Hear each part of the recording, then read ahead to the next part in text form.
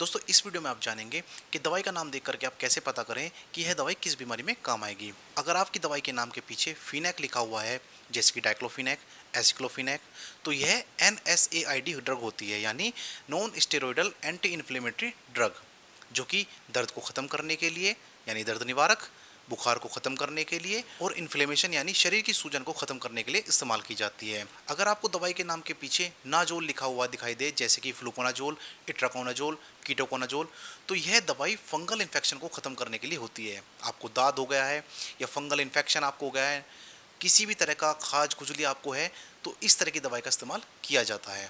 अगर आपकी दवाई के नाम के पीछे सेट्रोन लिखा हुआ है, जैसे कि उंडेनसेट्रोन, रेमोसेट्रोन, तो यह नोजिया और वोमिटिंग में, यानी अगर आपको उल्टी का मन है या उल्टी आपको लग रही है, तब यह दवाई इस्तेमाल की जाती है।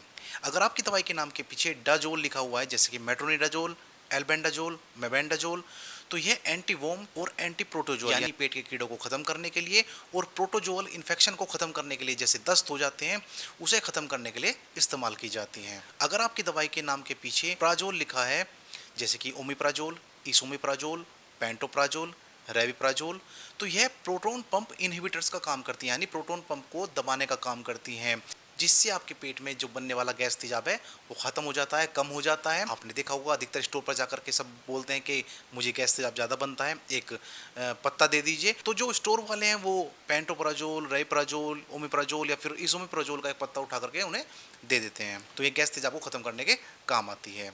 अगर दवाई के नाम के पीछे साइक्लिन लिखा हुआ आता है, जैसे कि टेट्रासाइक्लिन, डॉक्सीसाइक्लिन, मिनीसाइक्लिन, तो यह इन्फेक्शन को ख़त्म करने के लिए काम करती है, जैसे कि UTI infection, urinary tract infection, kidney से लेकर के पेशाब की नली तक में कोई भी इन्फेक्शन है तब इसका इस्तेमाल किया जा सकता है। अगर आपको आंखों में इन्फेक्शन है तब भी इसका इस्तेमाल कर सकते हैं। चेहरे पर फुंसी है, मुहासे हैं, तब भी इसका इस्तेमाल किया जा सकता है।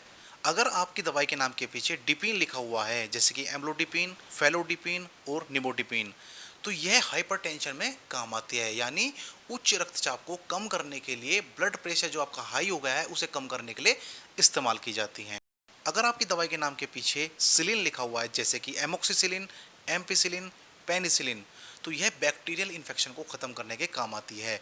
बैक्टीरिया से संबंधित कोई भी आपको इन्फेक्शन हो गया है, खांसी हो गई है या फिर बुखार हो गया है, टाइफाइड हो गया है, किसी भी तरह के इन्फेक्शन को खत्म करने के लिए आप इसका इस्तेमाल कर सकते हैं। अगर आपकी दवाई के नाम के पीछे स्टेटिन लिखा हुआ है, जैसे कि रोजुवास्टेटिन, एट्रोवास्टेटिन, तो यह कोलेस्ट्रॉल को कम करने के लिए इस्तेमाल की जाती है। अगर आपका कोलेस्ट्रॉल बढ़ जाता है, खून में चर्बी बढ़ जाती है, तो उसे कम करने के लिए इन दवाओं का इस्तेमाल किया जाता है। अगर आपकी दवाई के नाम के पीछे ओलोल लिखा हुआ है, जैसे कि प्रोप्रानोलोल, एटिनोनोल, मेटोप्रोलोल, तो यह एरिथमिया में काम आती है। एरिथमिया होता है इर्रेगुलर हार्ट बीट, यानी जब दिल की धड़कन में उतार चढ़ाव हो, असमान हो, कम ज़्यादा हो रही हो, ऊपर नीचे हो रही हो, तब इसका इस्तेमाल किया जा सकता है। या फिर हार्ट से संबंधित कोई भी आपको समस्या है तब भी इसका इस्तेमाल किया जा सकता है। इसका एक इस्तेमाल ब्लड प्रेशर को कम करने के लिए भी किया जाता है। तो ये कुछ दवाइयाँ थी जिनका नाम देख करके आप आसानी से पता कर सकते हैं। इसका अगला पार्ट जल्दी आने वाला है, उसे भी देखना ना भूलें। तब तक अपना ख्याल रखें, अगली वीडियो में जल्दी मुलाकात होगी। स्वस्थ रहें, मस्त रहें, तंदुरुस्त रहें। आपका दिन शुभ हो। नमस्कार।